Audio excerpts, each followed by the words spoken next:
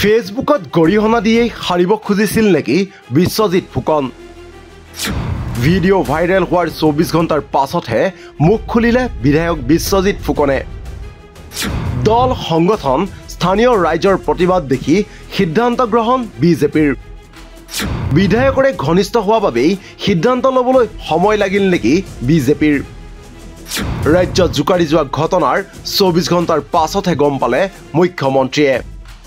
কিমান ক'ব কাক ক'ব কোনে বুজিব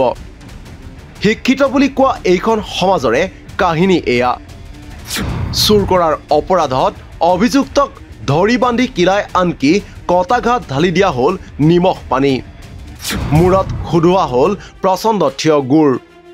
শইকীয়া উপাধিৰ লগতে আন এগৰাকী নাবালকৰ ওপৰত নিজেই কৰিলে বিচাৰ আইন আদালতক একাষৰীয়া কৰি এতিয়া এইদৰেই নিজেই হাতত আইন তুলি লোৱাত নামি পৰিছে এইখন সমাজৰে একাংশ শিক্ষিত ব্যক্তি সৰুপথাৰ সমষ্টিৰ গেলাবিলত ইমানেই নৃশংস ঘটনা সংঘটিত হ'ল যে সেই ভিডিঅ' কাৰিকৰীগত কাৰণত আমি সম্পাদিত ৰূপতো প্ৰচাৰ কৰিব নোৱাৰিম ভিডিঅ'টো বাদেই দিয়ক ঘটনাৰ বিৱৰণ শুনিলেই আপোনাৰ গাৰ নোমো শিয়ৰি উঠিব সেই ঘটনাৰেই নাম জড়িত হৈ পৰিছে সৰুপথাৰ সমষ্টিৰ স্থানীয় বিধায়কৰ ঘনিষ্ঠ হিচাপে পৰিচিত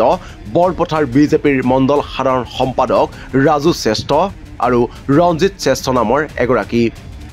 ইতিপূৰ্বে এই ঘটনাৰে নাম হাঙুৰ খোৱা সদৌ অসম ছাত্ৰ সন্থাৰ সৰুপথাৰ সমজিলাৰ সভাপতি শশাংক শ্ৰেষ্ঠক সংগঠনে ঘটনাটো পোহৰলৈ অহাৰ পাছতেই সাময়িক অব্যাহতি প্ৰদান কৰিছে তাৰ পাছতে আজি ৰাজপথলৈ ওলাই আহিল দল সংগঠন স্থানীয় জনতা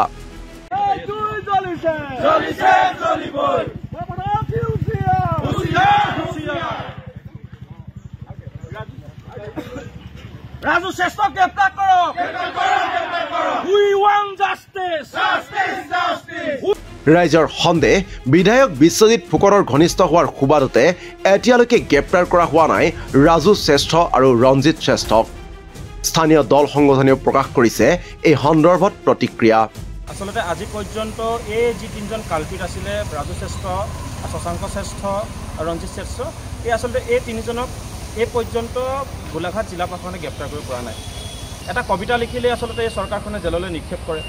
ৰাজপথত ৰাইজৰ সমস্যা সমাধানৰ দাবীত আন্দোলন কৰিলে জেললৈ নিক্ষেপ কৰে তেনে এক অৱস্থাত অতি বৰ্বৰিষ্টভাৱে তালিবানী কায়দাৰে প্ৰথম অৱস্থাত তেওঁলোকক গুৰুকৈ প্ৰহাৰ কৰা হৈছিলে তাৰপিছত গৰম পানী ঢালি দিয়া হৈছিলে তাৰপিছত তেওঁলোকৰ গাত নিমখ সানি দিয়া হৈছিলে তাৰপিছত ভোট জলকীয়া সানি দিছিলে আচলতে তালিবানী কায়দাৰে যি ধৰণে তেওঁলোকক বৰ্বৰিষ্টভাৱে আজি আক্ৰমণ কৰা হ'ল আমি দাবী জনাইছিলোঁ যে তেখেতলোকক অতি শীঘ্ৰে গ্ৰেপ্তাৰ কৰিব লাগে এতিয়া আমি সন্দেহ প্ৰকাশ কৰিছোঁ যে ৰাজু শ্ৰেষ্ঠ ডাঙৰীয়া বিজেপিৰ এজন নেতা হোৱাৰ কাৰণে তেখেতক ৰাজনৈতিকভাৱে ৰক্ষণাবেক্ষণ দিয়া হৈছে নেকি আপোনালোকে চাওক 48 ঘণ্টা উকলি গ'ল আজি পৰ্যন্ত তেখেতক গ্ৰেপ্তাৰ কৰিব পৰা নাই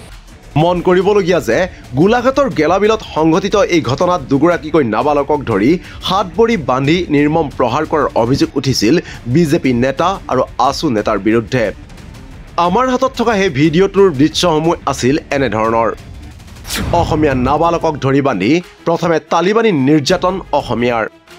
প্ৰথমে ধৰি বান্ধি আঁঠু কঢ়ালে তাৰ পাছত পিটি পিঠিৰ চিনমুকাম নাইকিয়া কৰিলে আঁঠু কাঢ়ি থাকোঁতে এজন নাবালকক মূৰত এটা পচন্দ গুৰু খুদাই দিয়া হ'ল হাত ভৰি বন্ধা অৱস্থাত আঁঠু কাঢ়ি থকা আনজনক টানি চুচৰাই নিয়া হৈছিল সেই ভিডিঅ' কৰি থাকোঁতে শুনা পোৱা গৈছিল নিচলা গাত নিমখ পানী ঢালিব লাগে গাত লগাই দিব লাগে ভোট জলকীয়া সেইমতেই ফাটি চিৰাচিৰ হৈ থকা পিঠিত ঢালি দিয়া হৈছিল নিমখ পানী এইদৰেই শিক্ষিত সমাজক লজ্জানত কৰা এক অমানৱীয় ঘটনা সংঘটিত হৈ গ'ল বিজেপিৰ সমান্তৰালকৈ একেটা সময়ত আসুৰ নেতাৰ বিৰুদ্ধে উঠা অভিযোগৰ পাছত সংগঠনটোৱে তাৎক্ষণিক সিদ্ধান্ত গ্ৰহণ কৰিলে কিন্তু ঘটনাৰ দিনা কেৱল মাত্ৰ এটা ফেচবুক পোষ্টত গৰিহণা দিয়েই দায়িত্ব সামৰিছিল স্থানীয় বিধায়কগৰাকীয়ে কিন্তু নৃশংস ঘটনাটোক লৈ চৌদিশে হোৱা চৰ্চাৰ পাছত অৱশেষত গা লৰিল বিশ্বজিৎ ফুকনৰ ঘটনাটোৰ তীব্ৰ নিন্দা কৰিছোঁ আৰু এনেকুৱা ধৰণৰ ঘটনা ঘটোৱা অপৰাধে নিশ্চিতভাৱে তাৰ উচিত শাস্তি প্ৰশাসনে আইনে দিব তাৰ কাৰণে কোনো ধৰণৰ ক্ষমা কৰা নহ'ব দ্বিতীয়তে এজন বিধায়ক হিচাপে মোৰ লগত বহু ব্যক্তিয়ে ঘনিষ্ঠ থাকে আপোনালোকো মোৰ লগত ঘনিষ্ঠ কিন্তু ঘনিষ্ঠ হোৱাৰ অৰ্থ এইটো নহয় যে কাৰোবাক অপৰাধ কৰিবলৈ লাইচেঞ্চ দিয়া হৈছে। ৰাইজে যিহেতু বিচাৰিছে এই ঘটনাৰ দোষীক কৰায়ত্ব কৰাটো, মই পুলিচৰ লগতো কথা পাতিছোঁ। আজিৰ ভিতৰতে যাতে ৰাইজ